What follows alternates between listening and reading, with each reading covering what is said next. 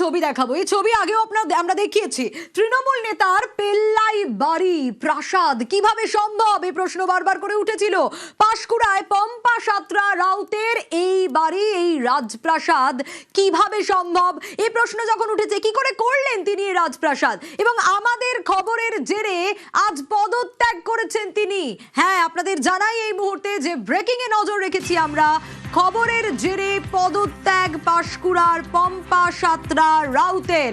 কিভাবে পঞ্চায়েত সমিতির একজন সভাপতি তার এই পেল্লাই বাড়ি হতে পারে, তার এত বৈভব হতে পারে, নেতার প্রাসাদ প্রকাশ্যে এনেছিল নিউজ 18 বাংলা।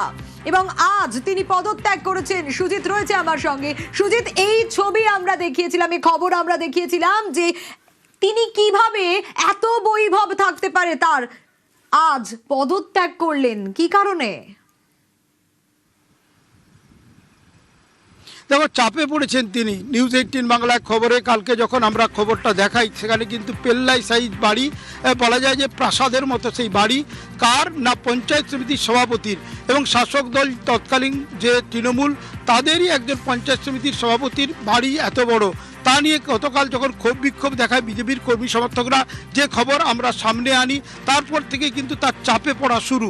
আজ তমলুকে এসডিওর কাছে তিনি কিন্তু নিজের পদত্যাগ পত্র জমা দিয়েছেন। তবে তিনি দাবি করেছেন তার ব্যবসার কারণে এই বিত্তশালী তাদের হয়ে ওঠা, কিন্তু তদন্তও তিনি চেয়েছেন। তবে তিনি বলেছেন বিজেপি ক্ষমতায় এসেছে, উন্নয়নের স্বার্থে তিনি পদত্যাগ করলেন যাতে ভালো উন্নয়ন হয়, এবং সেক্ষেত্রে তার থাকা না থাকার বিষয়টিও তিনি পরিষ্কার করে দিয়েছেন যে দল পাশে নেই, কেউ জনপ্রতিনিধিরা আসছেন না পাঁশকুড়া পঞ্চায়েত সমিতিতে, তার ফলে উন্নয়ন থমকে গেছে। কিন্তু যখন কিনা নতুন সরকার এসছে এবং ক্ষমতা পেয়েছে, ব্যাপক সমর্থন পেয়েছে সোনিয়া, তখন ভালো উন্নয়নের লক্ষ্যে তারা কাজ করুক এই দাবি করে বা এই বাসনা সেটা সামনে এনে তিনি বলেছেন। এবং তিনি সাফাই দিয়েছেন যে তিনি এই যত বছর আছেন পঞ্চায়েত সমিতির সভাপতি, তিনি কোনো রেমুনারেশন নেননি, সরকারি যে রেমুনারেশন, গাড়ি নেননি, এবং তিনি বলছেন তাদের ব্যবসা রয়েছে, সেই কারণেই এত বড় বাড়ি, তাই তিনি কষ্ট পেয়েছেন। একথা বলে তিনি বলেছেন তদন্ত হোক, তদন্তে যদি সত্যতা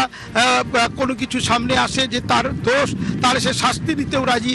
একথা জানিয়ে তমলুকে এসে তিনি কিন্তু আজকে তার পদত্যাগপত্র জমা দিয়েছেন। অর্থাৎ কিনা সোনিয়া, গতকাল তার বাড়ির ছবি দেখানো হয়, তার বাড়ির সামনে বিক্ষোভের খবর দেখানো হয়, এবং তারপরেই তিনি চাপে পড়েন। নিউজ 18 বাংলার খবরের জেরে কিন্তু বলা যায় চাপে পড়া, এবং সামনে আসার পর থেকে তিনি দেখা যায় যে তার যে নিজের যে খারাপ লাগা সেটা সামনে আসার পরই আজকে তার তড়িঘড়ি তিনি পদত্যাগ করেছেন। তদন্তও চেয়েছেন তিনি, একটা ভালো বিষয় এটা বলতে পারো সোনিয়া। তিনি বলছেন যদি এই যে তার বলা যায় বাড়ি বা তার ফেঁপে ওঠা, ফুলে ফেঁপে ওঠা তার পরিবারের, সেক্ষেত্রে যদি কোনো সরকারি টেন্ডারের সঙ্গে যুক্ত থাকা কিংবা সরকারি কোনো সুবিধা নেওয়া যা প্রমাণ হয়, তার শাস্তি যা থাকবে তা তিনি মেনে নিতে রাজি। এত বড় কথাও তিনি বলেছেন, সেটা এক্সক্লুসিভলি নিউজ 18 বাংলাকে তিনি বলেছেন, এবং তিনি এই কথা দাবি করে আজকে তার সেটা শোনাবো কিভাবে পঞ্চায়েত সমিতির সভাপতির এত বৈভব প্রকাশ্যে এনেছিল নিউজ 18 বাংলা, এই প্রাসাদের ছবি। এবং আজ তমলুকের এসডিওর কাছে পদত্যাগ জমা করেছেন তিনি। কি বলছেন তিনি একটু দেখি। নির্বাচনের পরাজয়ে দায়ভার মাথায় নিয়ে আমি পঞ্চায়েত সমিতির সভাপতি থেকে ইস্তফা দিলাম। দল নির্বাচনের পর থেকে আমার পাশে দাঁড়ায়নি। আমাদের পরিবার সবসময় ব্যবসার সঙ্গে যুক্ত।